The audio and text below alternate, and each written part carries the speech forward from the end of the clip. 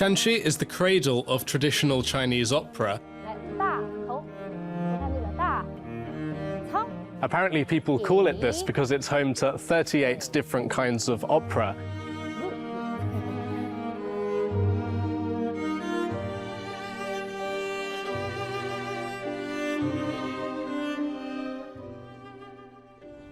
It's one of around 3,500 ancient stages here in Shanxi province, which is the most in China. I'm here because I heard that that stage area took about 3 years to be built.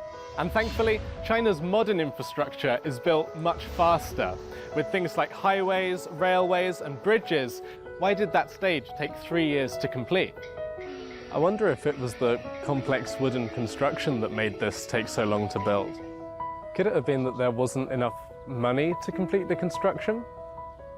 这3年呢，正好是当时我们晚清时期呢有100年一遇的丁丑奇荒，这个是发生在我们华北地区的一场大灾荒。当时呀，灾民无数。那么常家呢，作为当地一个非常有担当的商人，他们要赈济灾民，所以说呢，常家决定修建祠堂。那么为常家只要添一砖盖一瓦的人都能有一口饭吃，所以当时饥荒闹了3年呢，常家的祠堂修了3年，也就是为了赈济这3年以来的灾民。During this time, the Shanxi merchants were really proactive in providing relief to those affected by the droughts. In particular, the Cheng family, whose compound we're at now, provided food, clothing, and even shelter to those who'd been displaced.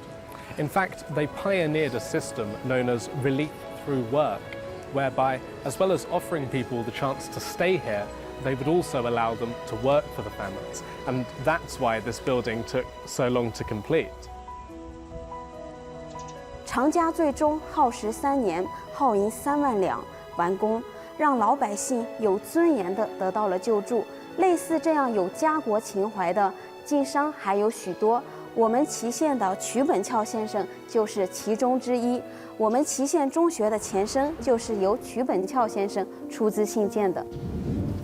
请问先生是 I'm Qu Benqiao. Oh wow, you can speak English.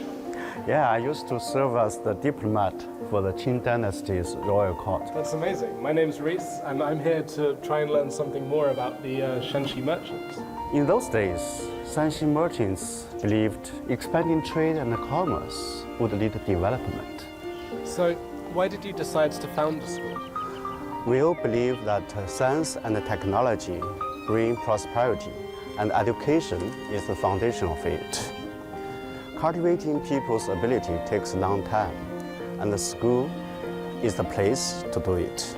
To invest in education is the common wish of many Shanxi merchants. Shanxi merchants like Chu Benqiao didn't only invest in education and infrastructure, they also advocated for the belief that industrialization is necessary to build a strong country. Throughout their businesses, the Shanxi merchants were not only known for their credibility and pragmatism, but also for their patriotism and benevolence. They possessed a strong sense of mission that enabled them to do what they could for both the country and the people. So, what does it take to become a Shanxi merchant? That's a good question. The Confucian saying is that first you have to cultivate yourself, and then you have to cultivate your family, and then you can contribute to society. This way, you can serve others. So being a Shanxi merchant isn't only about making money for yourself and pursuing your own profits. It's actually about serving others and helping the wider society. Oh, sure.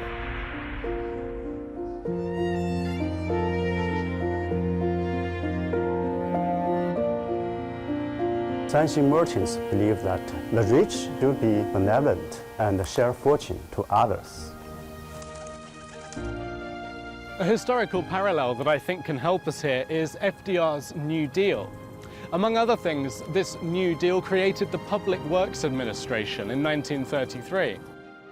However, this was of course 100 years after the Shanxi merchants employed a very similar practice, taking the initiative and shouldering social responsibility by participating in things like the construction of schools, reinvesting their wealth in their community, and in turn doing things like creating jobs. This showed the spirit of the merchants, and that spirit is very much alive here today.